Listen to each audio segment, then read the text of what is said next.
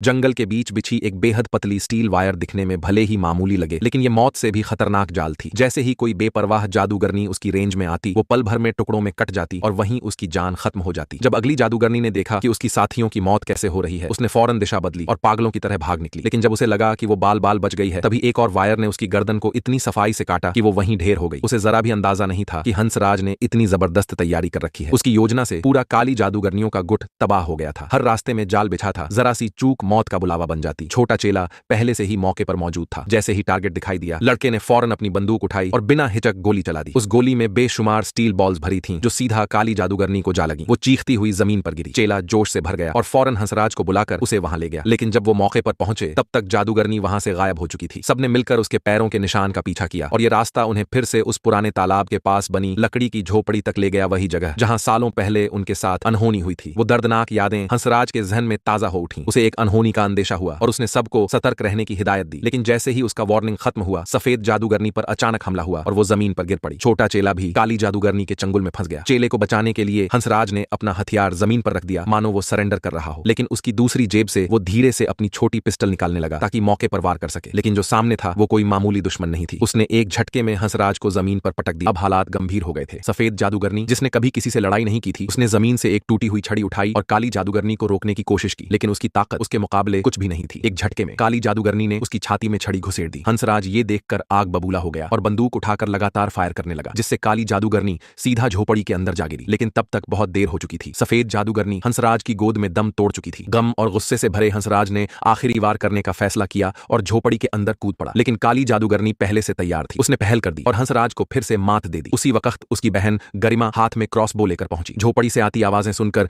उसने लोहे का दरवाजा लात मारकर खोल दिया और सीधा लड़ाई में कूद गई। काली जादूगरनी ने चाकू उठाया और गरिमा को खत्म करने की कोशिश की, लेकिन अब सामने भाई बहन दोनों थे। उन दोनों ने बारी बारी से उस पर हमला किया और आखिरकार उसका पलड़ा भारी पड़ने लगा। दोनों ने मिलकर उसके गले में लोहे की चेन लपेट दी और उसे उठाकर उस पुराने फर्नेस पर टांग दिया, जहां वो लगातार उसके चेहरे पर घूंसे बरसाते रहे। जोर के वार से जादूगरनी अपनी असली इंसानी शक्ल में आ गई और माफी मांगने लगी। लेकिन हंसराज अब रुकने वाला नहीं था। उसने दोनों हाथों से चेन खींचकर उसका दम घोंटना शुरू कर दिया। तभी उसके अंदर पुरानी बीमारी उभर आई। पूरा शरीर कमजोर होने लगा। उसकी दवाई लड़ाई के दौरान गिर गई थी। शुक्र था कि गरिमा ने हिम्मत जुटाई और उसे वक्त रहते दवा का इंजेक्शन लगा दिया। दोनों जमीन पर गिरकर फिर से ताकत बटोरने लगे। जैसे ही काली जादूगरनी ने दोबारा हमला किया, उन्होंने फौरन पलटवार किया। एक फावड़ा उठाकर उसका सिर काट दिया। अंत में जिन बच्चों को जादूगरनियां पकड़कर ले गई थीं, वो सब भाई बहन की मदद से सही सलामत घर लौट आए। लेकिन इस जीत से दोनों को घमंड नहीं हुआ। उन्होंने एक नई टीम बनाई और जादूगरनियों के शिकार पर निकल पड़े। उन्हें पता था कि दुनिया में अभी भी बहुत सारी अंधेरी ताकतें बाकी हैं। शायद न्याय देर से आए, लेकिन कभी आता जरूर है। जब तक दिल में उजाला है और हिम्मत बाकी है, अंधकार को हराया जा सकता है। अंधेरा जितना भी गहरा हो, रोशनी लौट ही आती है।